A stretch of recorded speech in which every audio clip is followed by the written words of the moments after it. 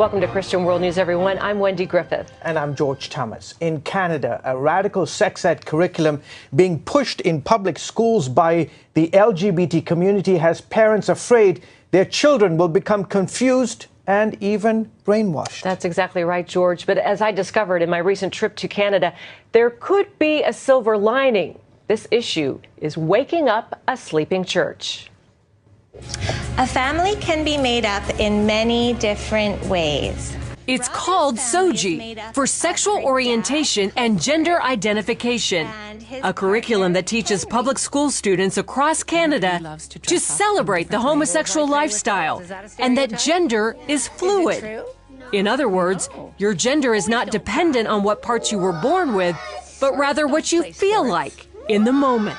There's people that are boys, there's people that are girls, there are people whose gender might be a little bit of both or might even be neither.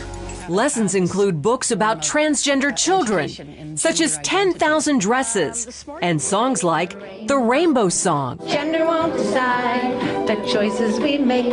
Some boys like dressing up, some girls like catching snakes. The SOGI curriculum started in British Columbia in 2016 and is quickly spreading throughout Canada. I just thought, who decided that this was okay to teach our children? Author and inspirational speaker Laura Lynn Tyler Thompson is a leading voice against the SOGI curriculum. And we are seeing the results of that now because some kids are reacting very emotionally and saying, and they're in fear. Will I suddenly struggle with feeling like a different gender inside of my body? Carrie Simpson of Culture Guard, another leading opponent, calls the curriculum nothing short of child abuse. All those beautiful qualities that make young girls, beautiful girls and women, are being basically vilified. The things that make our boys boys are being, taken from them. So things of equating young men to being strong protectors is something that's now evil. But Morgan Auger, a transsexual and supporter, claims it's about acceptance, not indoctrination. The idea is to teach kids that there are gay kids and there are trans kids and there are trans parents and gay parents in our society, and everybody's wanted and desired. After all, that's what our Human Rights Code says, and it's the role of schools to teach the following of our laws, right? Simpson disagrees, saying she sees SOGI's real goal as altering our culture from a heteronormative society into one where anything goes, no boundaries, no values, no morals. It's a hedonistic cult, basically, what they're implying. Another blaring example, drag queen story time. It's happening in Canada and America, where some public schools and libraries invite drag queens, some dressed like horned demons, to read to young children. And it's a social deconstructionist agenda. They're using children, little 5-year-olds, to accomplish this. And parents are waking up and saying no. When asked about parents' rights, Auger says, well, actually, in Canada, parents' rights are limited and children's rights are put ahead.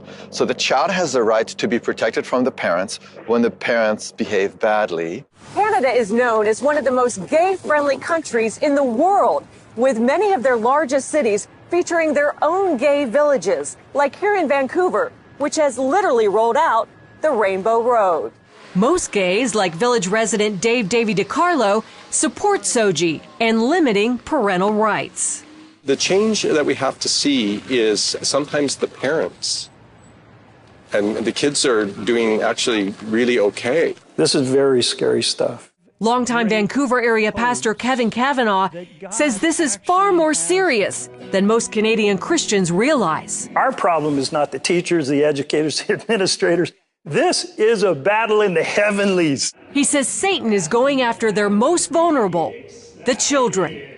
And the little girl came home in tears because the teacher had told her, since she was playing with some toys in the class that were deemed to be masculine in nature, that she was likely a boy in a girl's body. The mother went to the school the very next day, and instead of having any sort of tolerance or support or understanding, she was actually called names. She was told that she was a homophobe, that she was a bigot. With that in mind, Tyler Thompson, Simpson, and Pastor Kevin are spreading their message across social media and in town hall meetings. The pro-gay backlash has been fierce. And the hatred and the anger and the bullying that came against us, even though we said, we love you, we don't take from you the opportunity and the freedom to live as you choose. We love you, but we do not agree with you. Pastor Kevin believes Canadian Christians are in a 2 Chronicles 20 moment. The word was this battle is not yours, Jehoshaphat. This battle is the Lord's. And the church is beginning to prepare for what it takes to fight for our kids. And George, this battle is unfortunately far from over, but some Christian leaders say it could be the issue that wakes up a sleeping church in Canada. What's been the reaction to the story? Well, the story